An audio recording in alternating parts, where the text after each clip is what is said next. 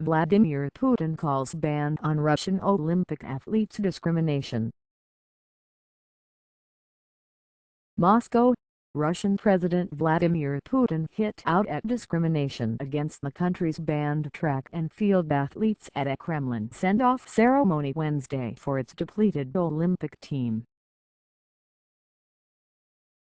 Fencers and triathletes became the latest team of Russians to be cleared to compete in the Olympics by their sports governing bodies ahead of the Moscow ceremony, but the IAAF rejected a bid by the bulk of the track and field team to be reinstated. More than 100 Russians from the 387-strong Olympic team have been banned so far from going to Rio de Janeiro. "We can't accept indiscriminate disqualification of our athletes with an absolutely clean doping history," Putin said. "We cannot and will not accept what in fact is pure discrimination." Putin said the athletes banned from the Olympics were victims of a campaign to present Russian sports in a bad light. He spoke with two-time Olympic pole vaulting champion Yelena Isinbayeva, the most high-profile of the 67 track and field athletes banned from the Games, standing beside him. "Fighting back tears," Isinbayeva told Rio-bound Russian athletes. "Show them what you're able to do. For yourself and for us too." As the athletes walked across Red Square to meet Putin, some posed for selfies with Vitaly Mutko, whose sports ministry was accused by the World Anti-Doping Agency of orchestrating the doping cover-up. The sports minister has been blocked by the International Olympic Committee from attending the Games next month, but he remains in Putin's government. The IAAF is the only sport to impose a near-blanket ban on Russians, only deeming one, long jumper Darya Klishina, eligible for Rio.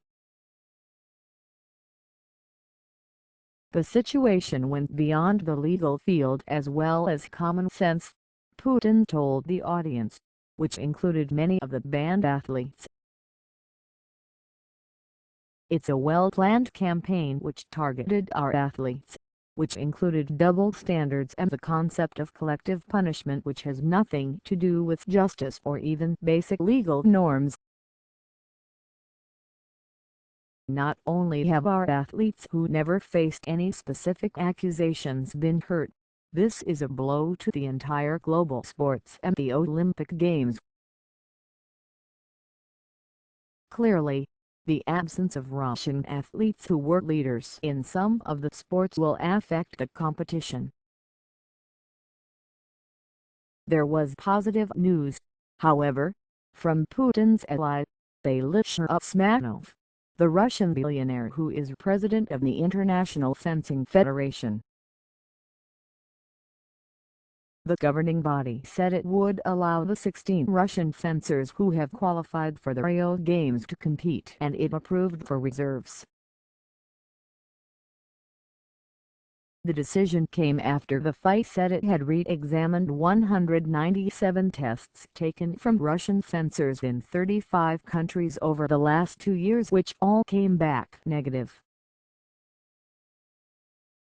The FIFA did not respond to questions from the Associated Press about whether WTA investigator Richard McLaren's evidence was considered before deciding to allow Russian fencers to compete in Rio. McLaren reported last week that 4 positive doping tests in Russian fencing and 4 in triathlon had disappeared in recent years. The International Triathlon Union said the 3 men and 3 women who qualified for Rio are not mentioned in the McLaren report and have not served past doping suspensions. They have all been tested outside of Russia, the ITU said in a statement. Therefore, ITU will recommend to the IOC that these 6 athletes be permitted to compete in Rio next month. Russian entries to the Olympics must still be examined and upheld by an expert from the Court of Arbitration for Sport. The International Gymnastics Federation said it has established a pool of eligible Russian athletes and is awaiting IOC approval. Individual sports federations were given the task of deciding which athletes should be cleared to compete in Rio by the International Olympic Committee on Sunday. In his native Germany, IOC President Thomas Bach is facing increasing criticism for failing to impose a complete ban on Russia's team.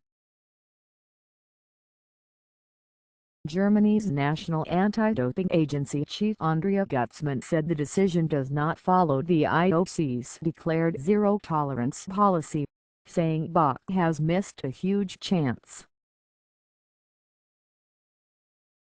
Olympic discus champion Robert Harting said he was ashamed of Thomas Bach